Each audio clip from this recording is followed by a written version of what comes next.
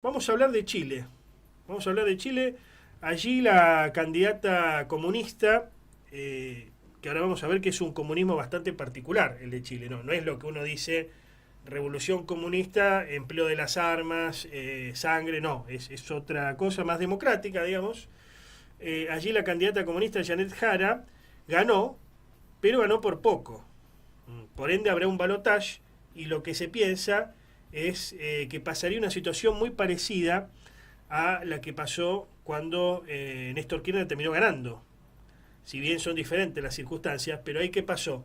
Menem se bajó porque Menem era el ganador, pero si se juntaban todos le ganaban. Bueno, en este caso, si se juntan todos, y principalmente los de la derecha que ya se mostraron juntos, perdería la candidata comunista Janet Jara, que tiene que ver con el actual gobierno, con el de Boric. Así que bueno, vamos a hablar con Emilio Ordóñez, que es especialista en temas de política internacional, para que nos ilustre un poco más al respecto. ¿Cómo estás, Emilio? Buenas tardes. ¿Qué tal, Antonio? Buenas tardes para todos. ¿Cómo andan? ¿Todo bien?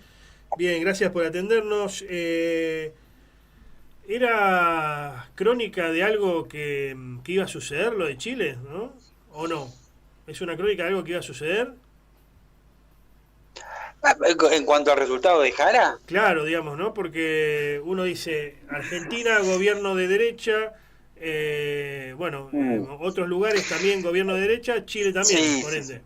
Entiendo la pregunta, ahora entiendo la pregunta. Me parece que hay un clima de época en el mundo y que en el cual Sudamérica no está ajena ni mucho menos. Hay algunas cuestiones muy puntuales que me gustaría subrayar, abriendo la conversación. En primer lugar, que efectivamente el gobierno de Jara saca, la candidatura de Jara saca mucho menos puntos de los que preconizaban las encuestas. De hecho, la propia campaña esperaba superar los 30 puntos, el 30%, el 30%, sacó solamente el 26 a 3 puntos de José Antonio Kast, que sería un poco en este momento no solo el representante de una extrema derecha chilena que se ha vuelto, por lo menos en la candidatura de Kast, bastante más institucional y formal.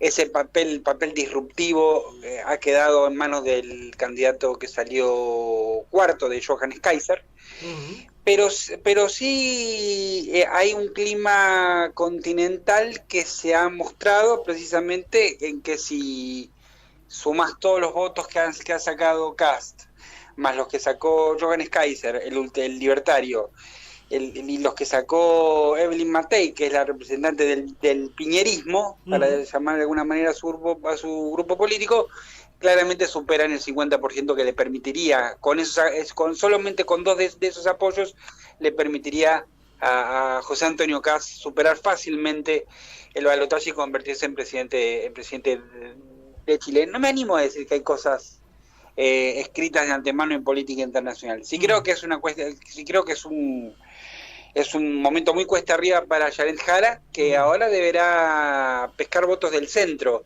Claro. que es básicamente el sector que hoy no tiene una dirigencia clara en Chile, y lo mismo deberá hacer Kast con estos apoyos que decía, asegurados ya por los propios candidatos, y esperando que gran parte de esos votos que fueron tanto para Kaiser como para Matei, y en última instancia para el candidato de extremo centro, Franco Parisi, vayan hacia su molino. Pero no los necesita tanto Kass como si los necesita Jean de Jara, Antonio. Ujú. Johannes Kaiser tiene un parentesco con Axel Kaiser, que es Así es. el que está con esta fundación Faro a nivel internacional, que bueno, tiene Agustín Laje, otros referentes, muy leído acá por los mileístas. Así es. En algún momento se pensó que era el propio Axel Kaiser el que iba a Mm. tomar la posta para la candidatura presidencial. Fue Johannes Kaiser, a partir de su fama como bloguero, como youtuber, a partir de un contenido profundamente despectivo ante todas las ideas de izquierda, otro momento, otro signo de los tiempos también. Logró una popularidad que le permitió acceder a esta candidatura con un discurso disruptivo, que para nosotros que hemos de alguna manera normalizado el discurso oficial, En Chile todavía se mantiene una pátina de cierto respeto y formalidad. Kaiser ha jugado un poco con esos límites, ha captado una buena parte del electorado, sacó un 13%, que no es una cifra despreciable, casi un 14% sacó, corrijo, pero me parece que en algún punto la gran incógnita entre si el electorado de derecha, en una primera vuelta, Antonio, que básicamente fungió como una primaria entre candidaturas de la derecha, no pudieron ponerse de acuerdo en su momento por una candidatura única. Esta primera vuelta de las elecciones funcionó para ver quién era la personalidad política más relevante del arco de Claro, fue como una encuesta abierta para la derecha, digamos. Totalmente, y esta encuesta abierta le permite a Johannes Kaiser tener un núcleo de voto que coincide mucho más en el perfil y en las formas y en el carácter disruptivo de su narrativa y sus discursos con algo parecido al mileísmo. José, como dice un académico, el Johannes Kaiser del 2025 es el José Antonio Kast de 2021. ¿Qué quiero decir con esto? Que en algún momento, si bien ambas plataformas parecen tanto la de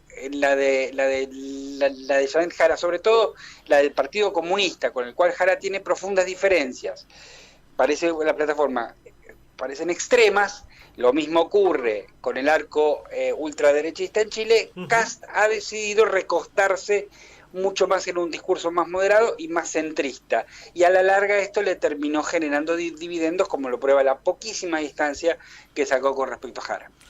¿Por qué pierde la izquierda? Explicado fácil, o la centroizquierda, como se lo llame al espacio de Boric y compañía. Por tres motivos fundamentales. En primer lugar, la preocupación social cambió desde una narrativa de discusión de las desigualdades del modelo político, social y económico chileno a una discusión acerca del modelo de seguridad. Primero y principal. Algunos analistas hablan de que esto representa el cierre del proceso iniciado en 2019 con el estallido social, del cual Boric es el emergente directo. En segundo lugar, relacionado con Boric, claramente la pérdida de capital político, sobre todo con la derrota del primer intento de reforma constitucional, le llevó 2 años. Creo que fue en una conversación con vos que se planteó que aquella derrota en el primer referéndum constitucional por 60-30, una diferencia de más de 25 puntos, había sido en realidad un plebiscito, también había sido un plebiscito en cuanto a la presidencia de Boric y a cuánto había apostado Boric en ese momento, cuánto capital político había apostado por una reforma constitucional que luego terminó siendo rechazada por la población. Punto número 2, ese es el punto 2. Y el punto 3, claramente es muy complicado. A ver, si Boric era el gobierno del cambio, hoy Jara representa la continuidad. No solo porque el Partido Comunista al cual pertenece forma parte de la coalición de gobierno, ahora la coalición de gobierno oficialista, sino también porque Jara fue ministra de Trabajo de Gabriel Boric. Y si bien hay un intento obvio y entendible de separar las aguas entre el presidente actual y Janet Jara, es muy complicado de que la gente perciba a Jara como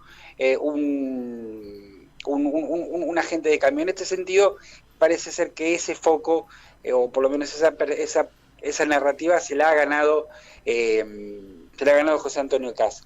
En resumen, me parece mucho más relevante a subrayar el hecho de que la narrativa de cuestionamiento político y económico emergente del estallido social ha pasado a la cuestión securitaria, habida cuenta del aumento de la percepción de la inseguridad, que no se refleja en las cifras oficiales, pero que se refleja en un ambiente que cuadra más con el discurso hipersecuritario de José Antonio Kast en términos de custodiar las fronteras, de medidas mucho más punitivistas de las que ofrece Janet Jara, que tenía un programa mucho más integral al respecto. Bueno, 14 de diciembre para alquilar barracones, Janet Jara contra José Antonio Kast contra Janet Jara. Muchas gracias, amigo Emilio. No, por favor, un abrazo para vos, muchas gracias por la comunicación y nos estamos viendo en cualquier momento. Abrazo grande para vos y para toda la audiencia. Abrazos.